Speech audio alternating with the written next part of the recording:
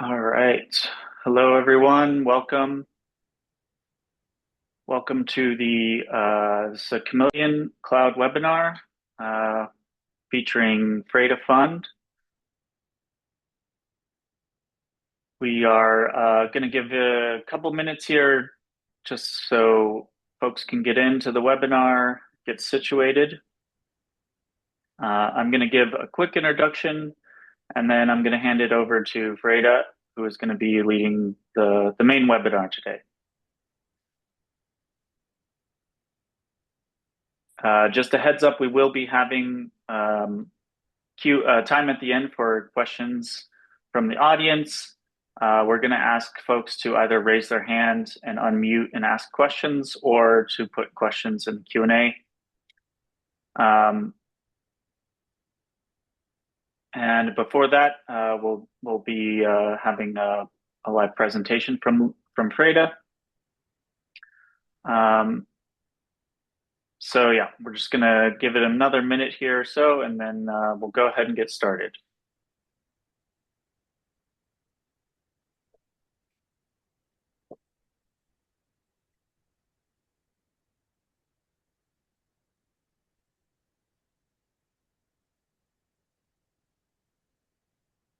And just a heads up, we are going to be recording this webinar today and sharing it publicly. So just so you're aware, this will be recorded.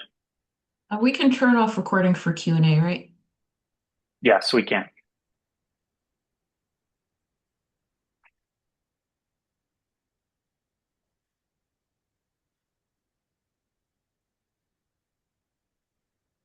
All right, so it's now 3 after the hour. We got about 28 folks in the room, so I think we can go ahead and get started here.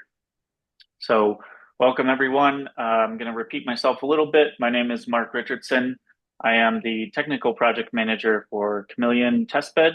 I work alongside Kate Cahey, who is the lead principal investigator for the Chameleon project, which we're now going on to our 10th year of operations. So today we're joined by a very special guest, Fraida Fund from New York University. She is going to be giving a webinar on a class that she taught using the Chameleon system, and going over some of her experiences from that. Fraida is a research assistant professor at New York University, the Tandon School of Engineering. She is a prolific user of cyber infrastructure, including Chameleon and many other systems. So she's a very special guest that we're very proud and grateful to for doing this webinar today. And I will let her probably do a better introduction than that. I will mention quickly that we are doing a series of these webinars, so we will have some more webinars coming up in December and January.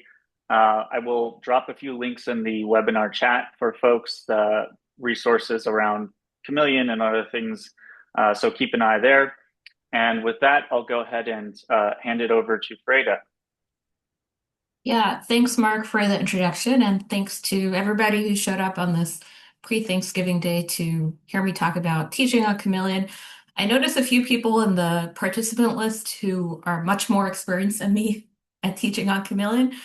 So I hope after I get a chance to share a little bit about what I've done, we can, talk a little more and maybe share our experiences. And I'll also answer questions at the end. So in this webinar, specifically talking about a course I taught using Chameleon on machine learning systems, engineering, and operations. And the motivation for this class was basically that, there was a lot of students interested in machine learning, and almost every university has a machine learning course. I think at NYU, we probably have at least a dozen intro to machine learning courses around our various departments and schools. And these courses focus on, machine learning in isolation. So you write machine learning code, you produce a model, and that's the end of it. But there's a tremendous gap between that and what happens in operational machine learning systems, in industry and startups. even in some research systems, where the machine learning code is only a really very, very tiny part of the overall system. And this is a kind of famous paper from uh, a famous image from a 2015 paper on technical data machine learning systems. Uh, the core machine learning model and code is just a very small part in a very complex system that includes all these other moving parts. And most of the real cost and complexity of putting machine learning into production or operationalizing it comes from all that surrounding infrastructure and systems. So we're teaching machine learning mainly in isolation. We're focusing on algorithms and model training, but 95% of the work that goes on in production grade systems is around all these other systems. So the goal was to integrate all these operational system level concerns into our machine learning curriculum. Now, I had actually started doing a little bit of this in intro machine learning. So I teach the graduate level introduction to machine learning in our EC department. And I had started putting some kind of operational concerns, kind of sneaking it into the core machine learning course for a few years before I taught this course. So, for example, I had some lab assignments. By the way, feel free to contact me if you'd like to adopt any of these. I had some lab assignments where I asked students to look at time to accuracy and energy to accuracy and consider training cost and velocity instead of only looking at, final accuracy of a model. I had some experiments where I asked students to observe an instance of training serving skew and use explainable AI models to identify the reason for it. In this case, the reason for it is a data leakage issue. I even for a while had a project at the end of my intro machine learning course where I had students deploy a model on Kubernetes on Chameleon, and I had them play around with different model sizes and different Kubernetes configurations in order to kind of right size their cluster and also provide a low inference time. So I had been doing this for a while in a smaller scale at Intro ML.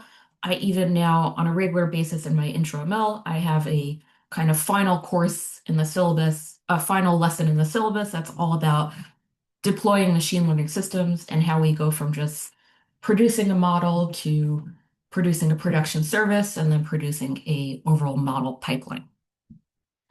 But we wanted to do a lot more, and we saw from students that there was an appetite for a lot more than this.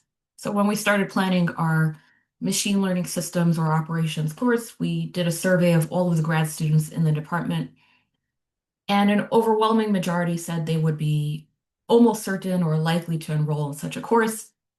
They also gave some, kind of specific comments about why they would or would not take such a course. And we found that, some students wrote, I wouldn't enroll because I'm graduating.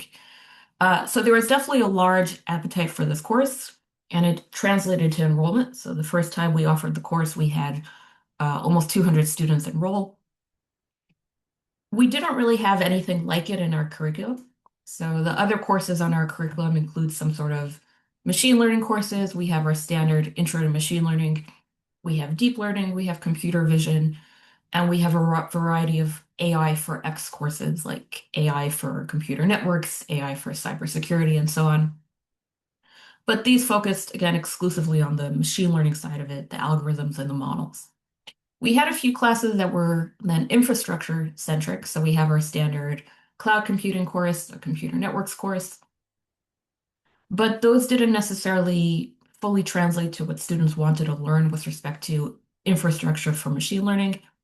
And many students who were mainly interested in machine learning didn't necessarily see it as so relevant for them. And we do have some classes that kind of do overlap with machine learning systems or MLOps. We have a great class in high performance machine learning.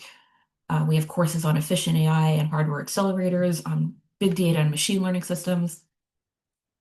So these are really good courses, but they tend to focus on things that are less infrastructure and systems heavy. So things like distributed training, but the training algorithm side of it, or quantization, or other model type optimizations for serving. We were really missing anything that could directly bridge the gap between the machine learning and the infrastructure and the systems and everything that went with it.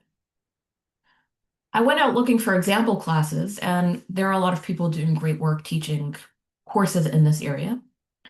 I noticed, though, that some of them were kind of research seminar types, so small scale, very discussion focused, had a lot of academic paper readings and guest lectures. So these tended to be classes that would prepare students maybe to engage in research in ML systems. A lot of them had some sort of hands-on work on a regular basis, so not only a final project, but maybe some lab assignments throughout the course.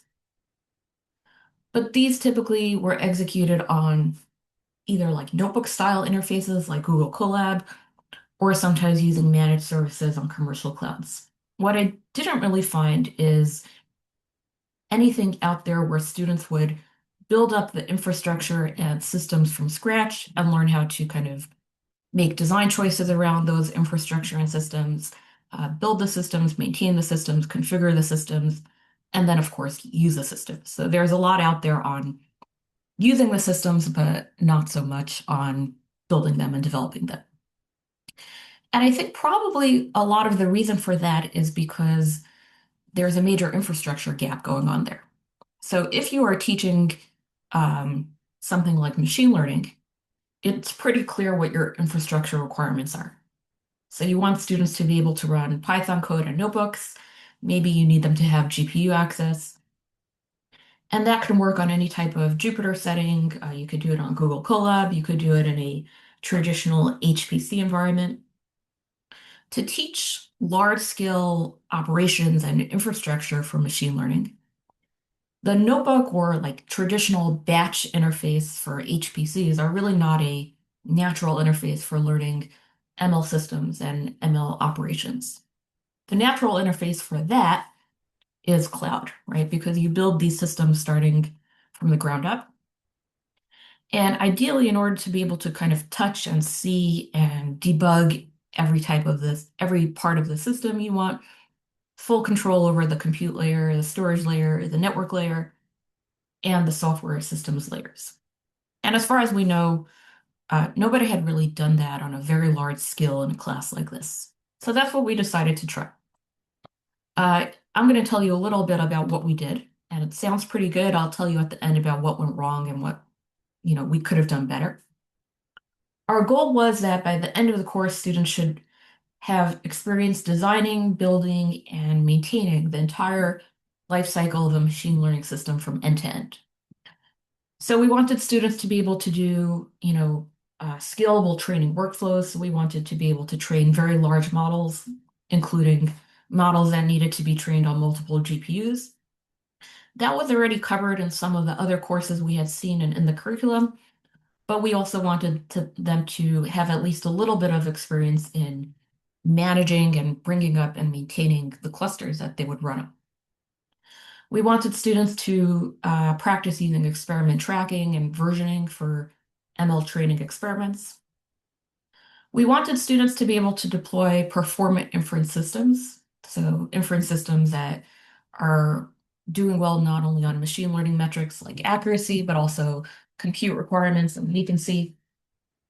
And again, this is something that to some extent came up in the other courses we had looked at or other courses in our curriculum, but mainly focused on the model itself. So for example, we had other courses that talked about quantization and its effect on inference, but much less on things like dynamic batching or parallelism and serving and things like that.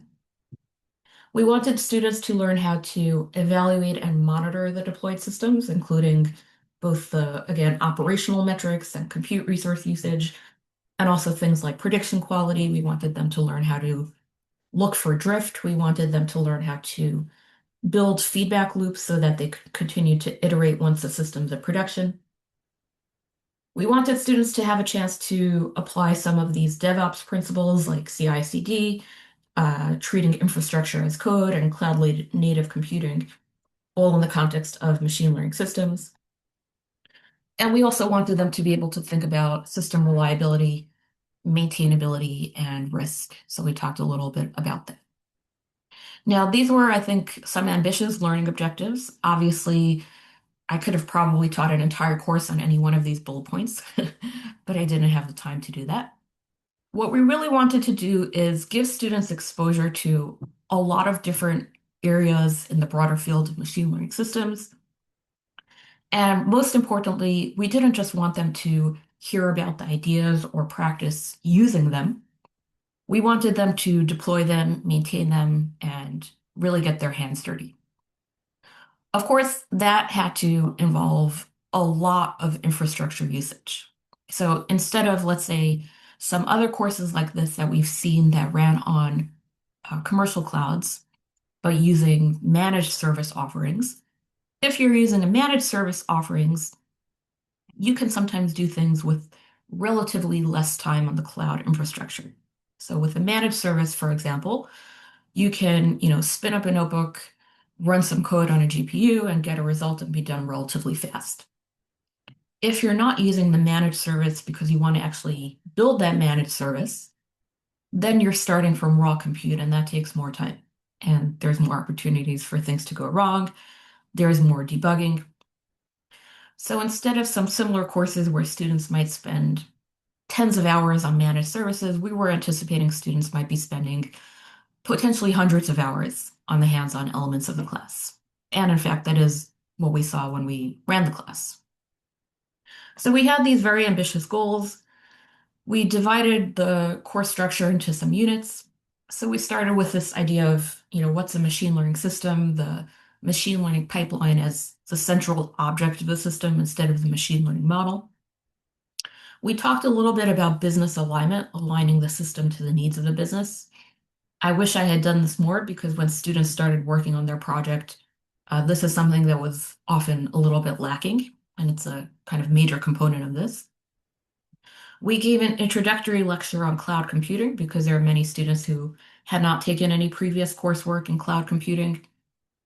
We talked about the building blocks of the cloud, the different types of cloud service models and container orchestration, again, all in one really fast lesson. We did a lesson on DevOps as it applies to machine learning systems. So what does it mean when you have, let's say, CI, CD, and version control, but as applied to machine learning systems? So the traditional DevOps world doesn't necessarily apply as well to models and data as it did to code, right? We talked about infrastructure as code and cloud native computing and how they would apply to machine learning systems. Then we did a few weeks on model training, a week on model serving, a week on model monitoring. And so for model training, we started with large scale model training. We introduced techniques for training very large models on single GPUs, like for example, with techniques like gradient accumulation, reduced precision, parameter efficient fine tuning, and then also distributed training on multiple devices. Then we stepped back a little bit, did some work on model training infrastructure and platforms. So for example, the main ideas of experiment tracking, training on a cluster, fault tolerance on clusters. After that, we had a week on model serving. So we introduced both model level optimizations like graph compilation, operator fusion, quantization, but also system level optimizations for inference like concurrent execution and dynamic batching and model ensembling and all that stuff.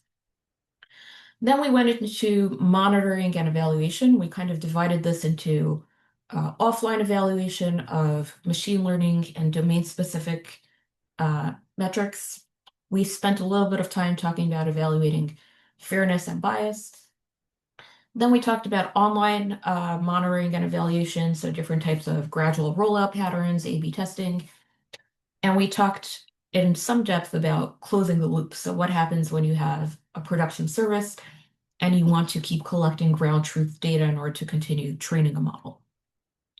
We had a very brief lesson on data systems. I kept it brief partly because we have some other classes in the curriculum on data systems. So we talked a little bit about the types of storage available in cloud computing and ETL pipelines and feature stores.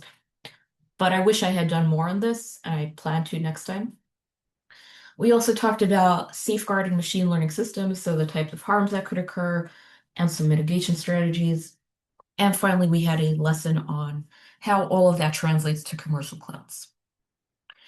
Now, some basic statistics and context. So we had 191 students in our first offering. They were mostly computer engineering master students. We had some electrical engineering, data science, computer science, mathematical sciences, and others, but they were mostly compete. We kept as a prerequisite only intro machine learning. So intro machine learning is a very broad survey of machine learning that ends basically with transfer learning on convolutional neural networks. So this was the only prerequisite we had assumed students had. Many of the students also had either taken or were concurrently taking deep learning, so that was helpful, but we couldn't necessarily assume it.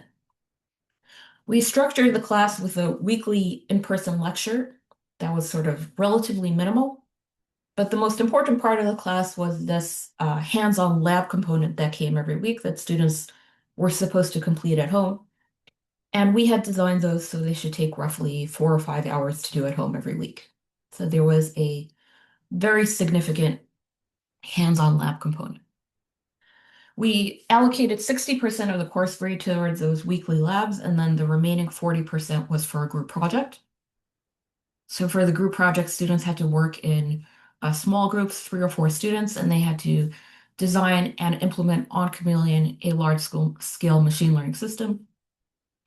And we also set up some human support infra for all of this. So we had weekly office hours with the instructors and separate office hours with 2 TAs. And we had an online Q&A forum that got about 700 discussion threads, more than 3,000 unique posts. So that was pretty active. And that was partly because the class was so lab intensive with students spending hours on the lab assignment every week. If they ran into any issues, they were expected to post on that Q&A forum, and we tried to be very responsive and give them an answer pretty quickly. The long-running thread we tried to keep throughout the class was this scenario that we applied in the lab assignments. So we gave students the example that they've joined a startup whose business is about sharing photos of food. And we say they may have inherited from their, let's say, predecessor, a machine learning model that looks at a picture and classifies a food it contains. We deliberately kept the model itself simple because the only prerequisite is intro ML. So at this point, we could assume that students understood a little bit about a convolutional neural network, but maybe not any other more sophisticated model types. And it's just a basic classifier, so we didn't do any, fancy generative models at this stage because students might not have the right background for it. And then once we have this model that is kind of inherited, we went through each of the units and kind of deployed a little part of the system. So this model comes with essentially 3 repositories. There is this base version in which you can just deploy this, let's say, this predefined model in a Docker container. And then there are various other versions that we produced of it as we progress throughout the class. Similarly, for training the model, there's kind of a base version of a training script. And then there were different versions as we learned to integrate, let's say, experiment tracking, training on a cluster, hyperparameter optimization on a cluster, fault tolerance on a cluster, or training on a commercial cloud, for example. And similarly, we also had a whole other repository with infrastructure as code materials to automate the deployment of the system using Terraform and Ansible and Kubernetes. So we had this long-running thread of the system throughout the class, and the basic progression is like this. You start by learning about cloud computing, and you build a little web app for this model. You deploy it in the cloud, you deploy it in a container, then you learn how to kind of scale your deployment with Kubernetes. So in this first cloud computing unit, they're learning these basic principles of cloud computing, and they're seeing how you can, let's say, scale a deployment using standard techniques like container orchestration. In this version, we deliberately had them bring up resources using a lot of very manual, repetitive steps. So if you look at uh, this material, there's a lot of, click here and then click here and provision resources using the GUI and fill in this form. And that was by design because in the next step, we showed them how to move on from that ClickOps approach. In the next step, they build this MLOps pipeline where it's not only about getting the model to the cloud, but having this scalable pipeline for deploying it and redeploying it and updating it using techniques like infrastructure as code and cloud native computing. After that, once that's in place, we have students, we have to diverge a little bit from this gourmet gram food classification example because I wanted students to learn about very large scale model training. And the gourmet gram classifier is deliberately not a very large scale model. So when we taught this the first time around, we just had them work with a generic LLM for the next part. In the upcoming semester, I'm going to have them training a large scale food classifier, captioning model for these food images. But broadly speaking, that's going to be the next feature in the gourmetgram ecosystem, right? So generating alt text captions for every image. And in order to do that, they need to fine tune a very large language, vision language model, and they need to learn these training strategies for very large models. Now, up till that point, the model training process has been very ad hoc. So then we start to treat training like a systematic process. We use MLflow to track experiments, hyperparameters, and results. And we use Ray to schedule training jobs across the GPU cluster, including things like fault tolerance if a compute instance goes down, and automatic hyperparameter optimization. After that, we go back to our basic food class for our model. So then we need our models to run efficiently in production. So we have a few elements to that. We have students learn some basic model optimizations for serving. So changes you can make directly to the model, like graph optimization, quantization, and we have them measure the effect on inference time and disk size. We also have them put those models on edge devices, on Raspberry Pis, and measure that as well. And then we go to system optimization for model serving. We have them put that same food class for a model on a Triton inference server and play with concurrency and batching and that sort of thing. Then finally, they get to evaluation and monitoring. So we look at evaluating models offline using held out data sets, but we go a little deeper than that. For example, in order to explore kind of looking at slices of interest, we have students look at specific test sets of ethnic food. And we do some examples of template-based testing where we have students take a image and overlay it on different backgrounds. So we look at a few more interesting types of tests students can do. And then we also look at online monitoring using things like Prometheus and Grafana. We look at closing the loop. So we have students try out different ways of collecting feedback from users, whether positive, negative feedback about the classification or allowing users to specify a different target label. And then we have different strategies. For example, we can send low confidence samples or samples that have been flagged by users back to a separate platform for human annotation. So we had them play with Label Studio and practice integrating that into the whole system. Finally, at the end, although I planned to move it to the beginning, we had a little bit of data systems, storage systems, and we showed them how to add persistent storage to the whole design so that things would survive across different sessions and compute instances. So this was kind of the long-running example that we used for lab assignments. Then we also had students work on projects. So for projects, students had to start by presenting a proposal. They had to describe a hypothetical business that they were designing for. And then they were supposed to align their system, meaning the data they used, the model they used, and the infrastructure that they were using with the needs of that specific business. This is something that was really challenging for students. So a lot of them required kind of a few rounds of iteration in order to get them to be kind of specific enough and aligned with the hypothetical business. Then they had about a month in which to implement that system. And during that time, they were supposed to work in groups of 3 to 4 people.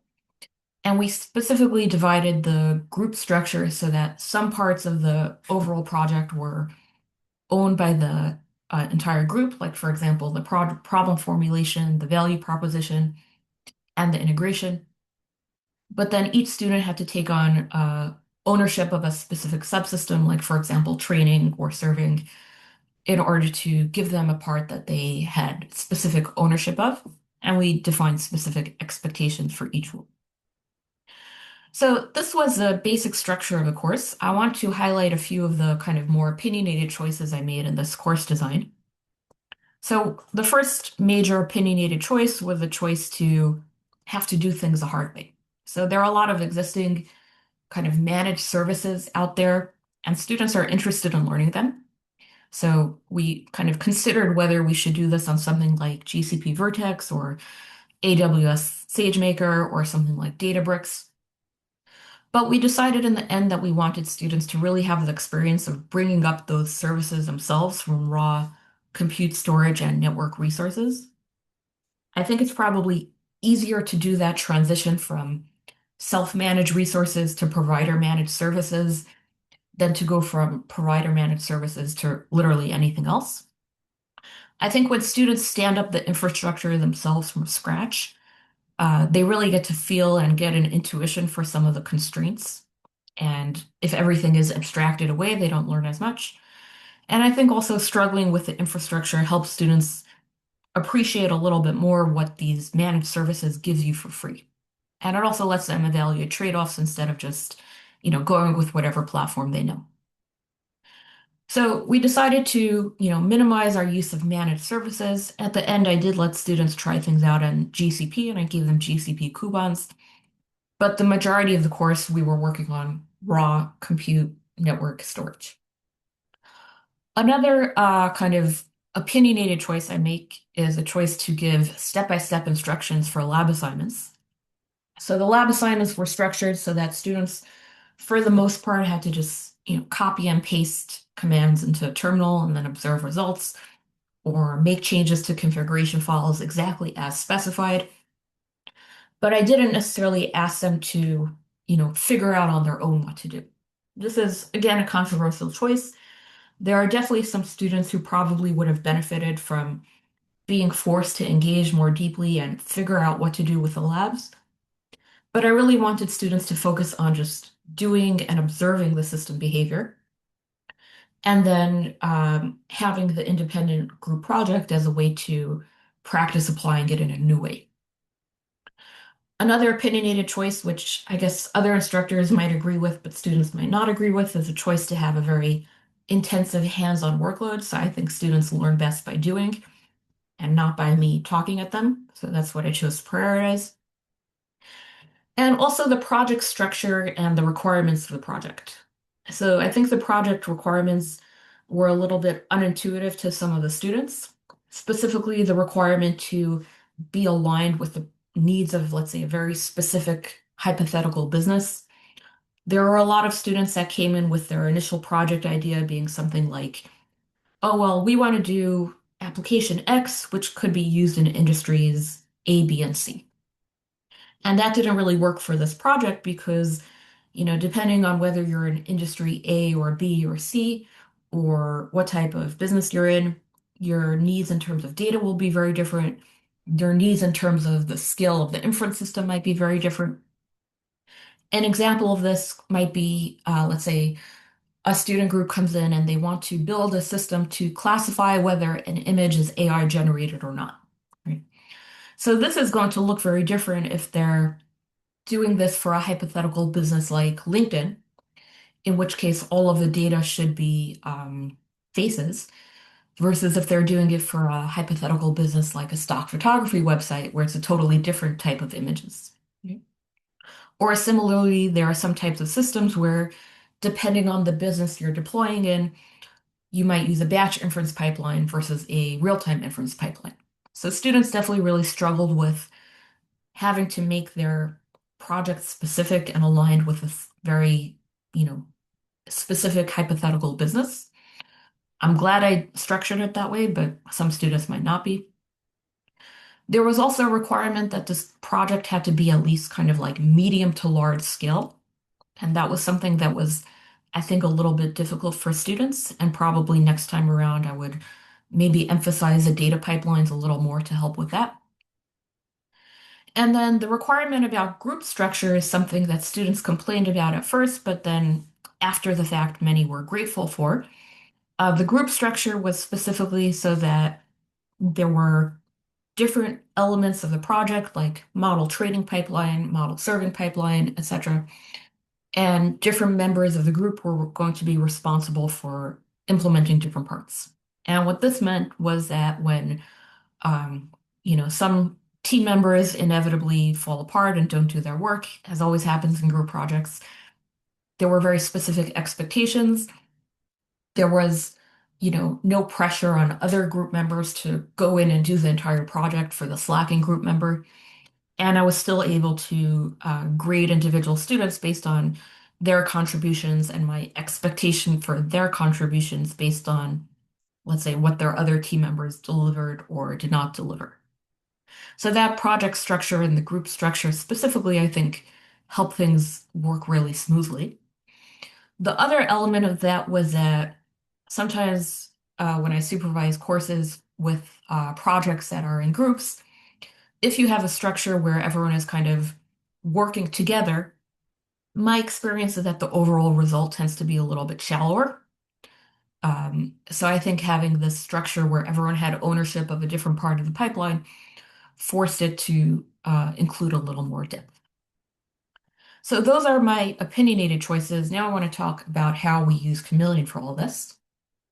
So we considered the trade-offs of a few different types of platforms we could use for this. A conventional high-performance compute cluster like we have on at NYU was kind of not even possible because we wanted to have full control over compute, storage, and network and systems.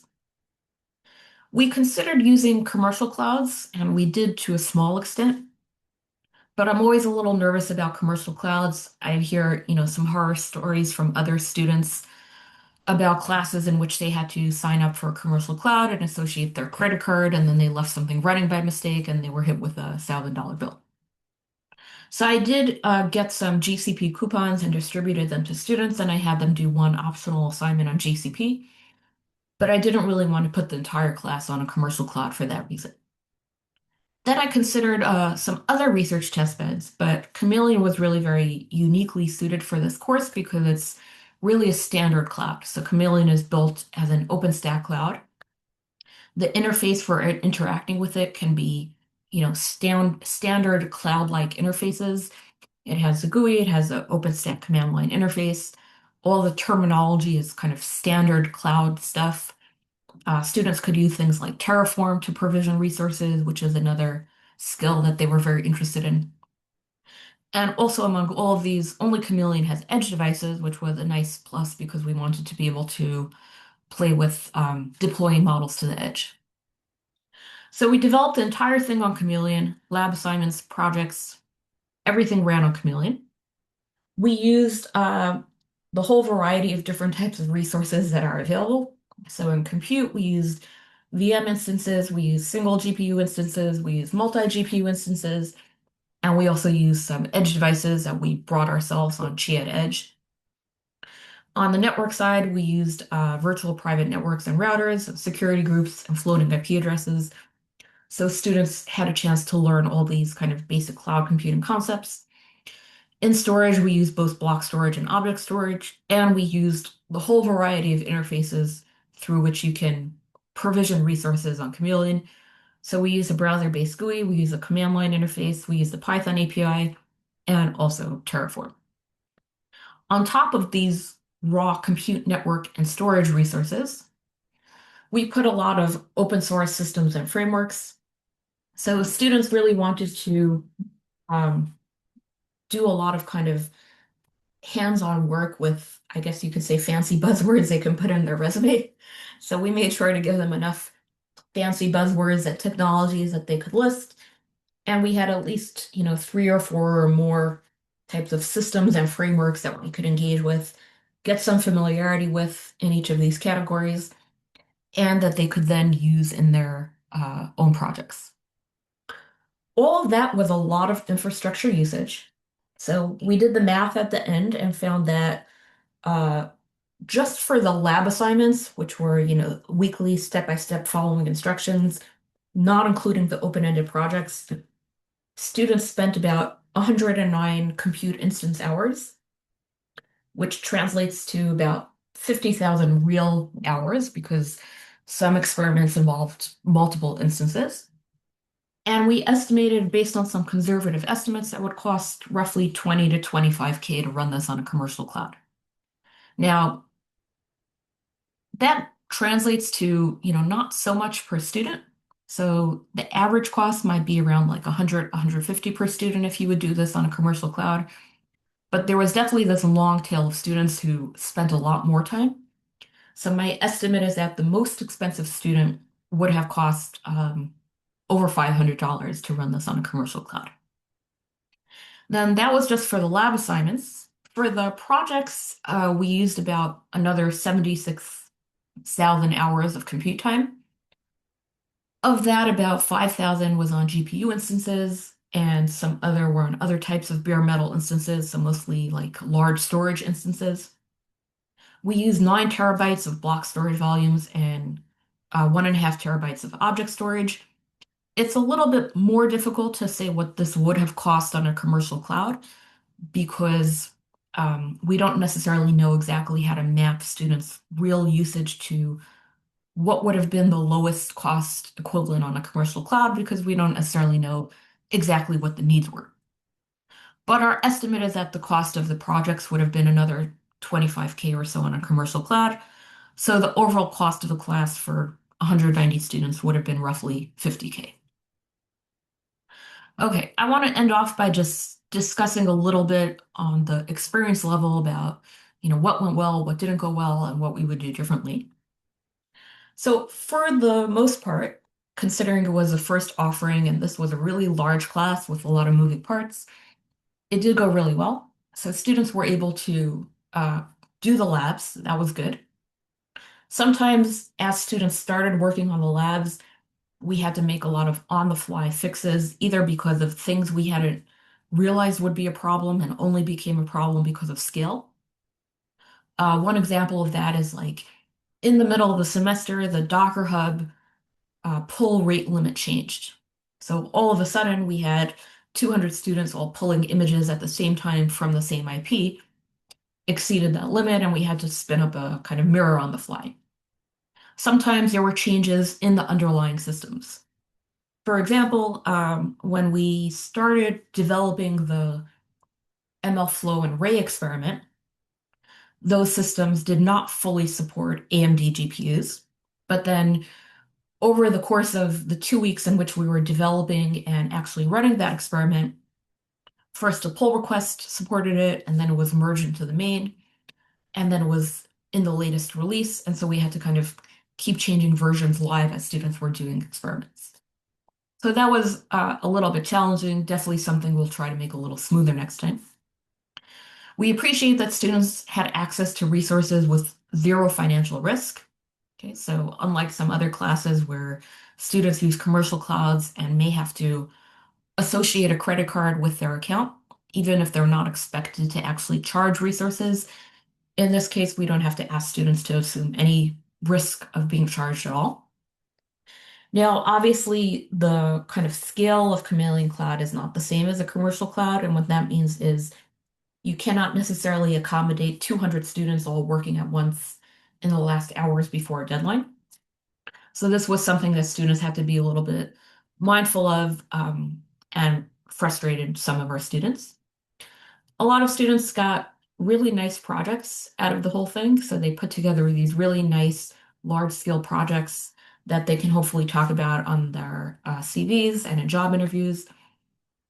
And some students went on to engage in research and projects on this topic. So I think students felt more comfortable and more confident and maybe more aware of what the research issues are and what the topics are in this area.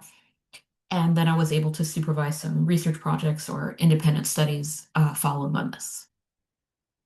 There were some things that I wish had gone better. So there were a lot of things that kind of broke at the last minute and forced us to change timelines. Timelines were really difficult to get right, especially because this was our first time offering the course.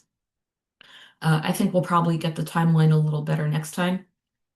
There were some students that didn't really engage with the labs as much as I would have hoped. So because we had this approach of you just have to do the steps and observe the result, there were some students that just did the steps but then had no idea how it worked. And then they had to do a project and didn't really know what they were doing. There were also some students that didn't engage with the project to the extent I would have hoped. There were students with, all kinds of group drama, and there were students who essentially didn't really plan the timeline appropriately and ended up right before the deadline without enough time to kind of finish their work. So that was something challenging. There are some things we plan to do differently next time, so we're teaching this again in this coming spring. For the labs, I want to clean up some of the more confusing points, add some recorded video of myself doing the lab, and also add some more supporting material. So I hope this will help students engage a little more deeply. I also want to add more in data systems. This was by design minimal the first time around, but I think it would have improved the projects. For the projects, I'm going to add some more structure and intermediate deadlines. So I think instead of just having a kind of proposal deadline and a final presentation deadline, I might have more intermediate demos of, let's say, individual contributions, then team integration, then operation, then like ongoing operation. And hopefully that will address some of the group drama and deadline issues we had the last time around. Last time, we didn't really get to do much with commercial clouds just because of those slipping timelines, because of the technical issues. But I want to get into a little more on that. And finally, last time there were some topics that students brought into their projects that were really kind of interesting and exciting.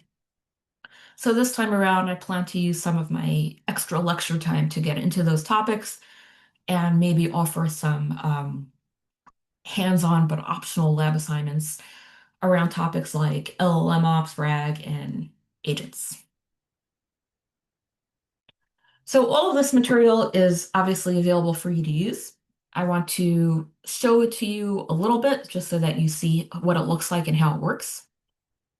So all of the material is on the course website. There's an instructor guide, which kind of has a list of the materials and links to GitHub repositories in case you wanted to modify anything. There's also some kind of general information about what you should do before your class starts, how you should prepare to, let's say, reserve resources for your class in advance, and what you need to do during the class itself. My general advice to you if you're planning on using this is, start by looking through the material, plan the sequence you're going to use. Then I would definitely encourage you to trial that entire sequence before the class even starts. So you might find that some things are more work intensive than you had anticipated, and you might want to change your sequence. You're definitely going to want to reserve resources in advance. So I gave some info here on kind of what you need to reserve, how much for different types of materials. And definitely I would encourage you to, reach out to me if you'd like to use some of this, whether for the classroom or for self-learning, because, there might be some gotchas that I can help you work around. I want to show you what one lab assignment might look like, what the kind of typical flow is. So for, let's say, this lab assignment, which is on online evaluation of machine learning systems, what we usually give to students is this link directly. Okay? And we also give them some information like how much time should you expect it to take, what type of resources do you need to reserve in advance, things like that. Then the entire kind of content of the lab is available at this link. So this is available for online browsing. You don't need to be logged in or anything like this. And it has parts that are kind of like code. So the way it works is all of the material is available for browsing on the link. Then there is a link to Trovi where you can kind of click to launch the resource. And then once you click launch on Chameleon, then you get this interactive Jupyter environment where the same materials that are on here are now here, but now they're executable. So you can kind of browse it over here, but then you can actually do it in here. And then some of the material at this, that's part of this lab is directly in here. So the general structure is I'm going to be that students provision resources. For most of the lab assignments, provisioning resources is not kind of an explicit learning objective. We just give them code to do it and they just, run it from beginning to end. And this brings up the instance that they'll need. And then once their instance is provisioned, then they open an SSH session. They can do that right in this environment. And then the rest of the instructions are about commands to run in that SSH session. So here I want students to actually have the experience of running the commands directly at the terminal and, see what it looks like, see what happens. And then for some parts, students are actually going to then spin up a new Jupyter instance on the compute environment itself. And then there might be, let's say, additional instructions to follow that run on the compute instance itself. And there are also, let's say, these other online systems that students will engage with as part of following these instructions. Okay, these are all of the materials, so feel free to use anything you like. You can contact me. Just be warned that things are being updated live on the fly in preparation for coming spring. I also want to mention, while I have your attention, that there's a lot of other people doing really great work teaching on Chameleon. So maybe some of you know about that really excellent work already, but if you don't, there are some great user blogs about teaching various topics on Chameleon, so cloud computing, edge to cloud computing, more cloud computing and computer networks and distributed systems, parallel programming, and a while back at the computer networks, and a while back at the Chameleon user meeting, we had presentations that you can still find online from all kinds of people who teach on Chameleon. And there is also the FAMP project, which is part of a broader project to teach data systems on platforms like Chameleon, and I'd encourage you to check that out too. So that's all I had for the prepared presentation. I would love to hear from any of you. Well, first of all, we can take questions right now, but also love to hear from any of you after the fact too. Please feel free to contact me offline and would love to hear from you guys and talk about what you're doing in your classes. Okay. Wonderful. Thank you so much, Fraida. That was an excellent presentation. We already have a question from one of the attendees.